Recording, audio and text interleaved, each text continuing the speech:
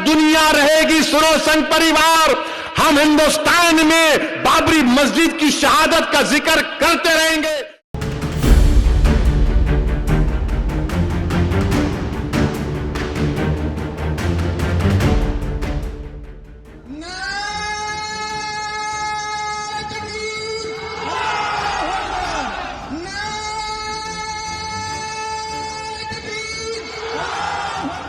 TMC से निलंबित विधायक हुमायूं कबीर ने मुर्शिदाबाद जिले के बेलडांगा इलाके में बाबरी मस्जिद की तर्ज पर एक नई मस्जिद की नींव रखी है।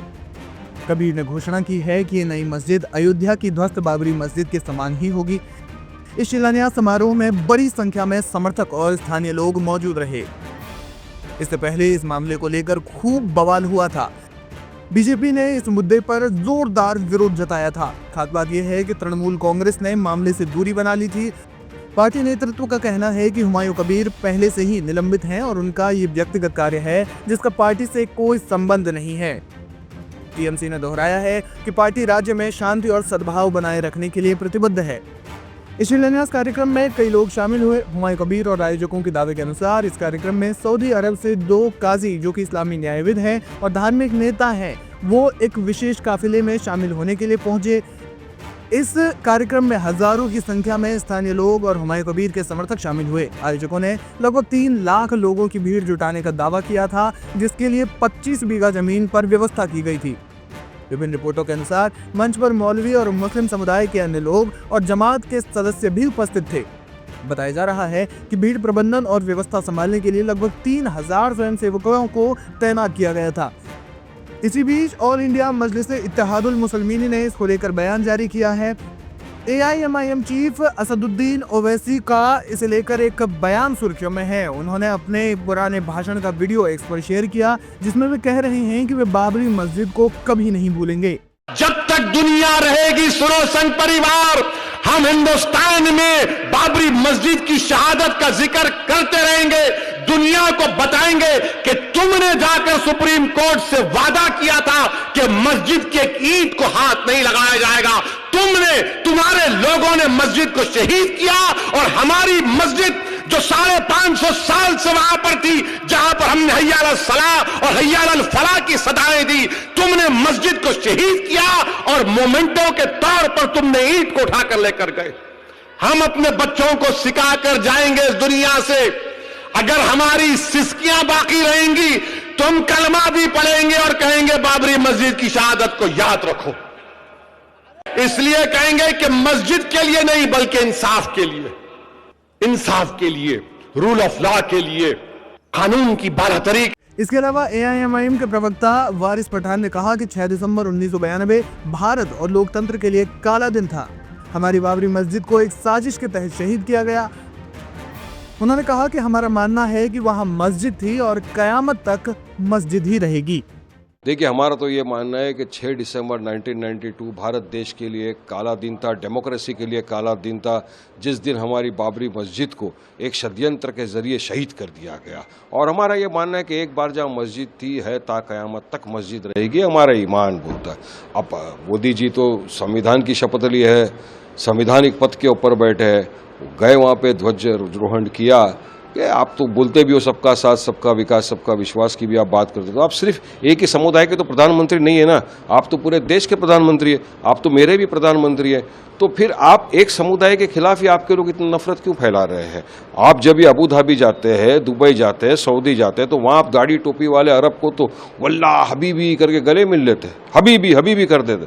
और वहीं भारत के मुसलमानों के खिलाफ तो आपके लोग अनाप शनाप बकवास करते हैं, रोज जहर फैला रहे, रोज नफरत फैला रहे। हम इनको हमारी मस्जिद से नफरत, मदारिसों से नफरत, हर दिन बोलते हैं मस्जिद को बुलडोजर करके उड़ा दिया जाएगा, मदारिसों को उड़ाने की बात करता है। सुप्रीम कोर्ट की गाइडलाइंस के हिसाब से भी अगर हम जब अजान देते हैं तो आपके लोग आकर बोलते हैं कि नहीं भूंगे निकाल दो। तो क्यों नफरत फैलाई जा रही है? सबका साथ सबका विकास अगर आप वाकई में मानते हो तो आपको सबको लेकर साथ में चलना चाहिए ना, वरना तो देश देख रहा है कि क्या हो रहा है। एक ही समुदाय विषय के खिलाफ आप, एक समुदाय विषय के लिए आप ये सब करोगे तो दूसरों का क्या होगा? सबका साथ कैसा हुआ? यही बात है, समझना चाहिए, देश देख रहा है। मस्जिद को शहीद कर दिया गया, जिस जगह पर मुसलमानों ने नमाजें अदा की और खुद सुप्रीम कोर्ट ने बाबरी मस्जिद के फैसले में कहा कि 22 और 23 दिसंबर 1949 को बगैर कोई कानूनी चारागोई के मस्जिद में घुसकर वहां पर मस्जिद की बेहरमती की गई, वहां पर मूर्तियां रखी गई और फिर सुप्रीम कोर्ट ने अपने ही फैसले में सफ़े नंबर 913 और 914 में लिखा कि मस्जिद की शहादत, जिसको अंग्रेजी में कहा कि एग्रेग्रेस, उन्होंने लफ्ज का इस्तेमाल किया और कहा कि ये violation of rule of law था। आज जब हम ये देखते हैं कि क्रिमिनल कोर्ट का फैसला आता है बाबरी मस्जिद के शहादत के जितने मुल्ज़मीन जिन पर इल्जाम लगाया गया था, कोर्ट ने कह दिया कि वो तमाम को बरी कर दिया। सवाल ये पैदा होता कि फिर 6 दिसंबर 1992 को फिर किसने मस्जिद को शहीद किया था? और ये मोदी की हुकूमत, बीजेपी की हुकूमत ने उस ट्रायल कोर्ट के फैसले के खिलाफ अपील नहीं की। अजीब माहौल है, इंसाफ की बात करते हैं और एक मॉब वहां बल्कि हजारों की तादाद में लोग जमा होकर मस्जिद को शहीद कर दिए और कोर्ट ये फैसला देता है कि हम किसी को भी मुजरिम नहीं करार दे सकते। मेरे अजीज दोस्तों और बुजुर्गों, फिर हम देखते हैं कि हालिया दिनों में वजीर आजम मुल्क के कहा कि 500 साल के जख्म अब हमारे भरे जा रहे हैं। सवाल ये पैदा होता कि सुप्रीम कोर्ट ने अपने फैसले में कहा कि ना कोई मंदिर को तोड़कर वहां पर मस्जिद बनाई गई, तो फिर किस बुनियाद पर वजीर आजम इस तरह की बात करते हैं? आखिर वो कौन से जख्म की बात कर रहे हैं?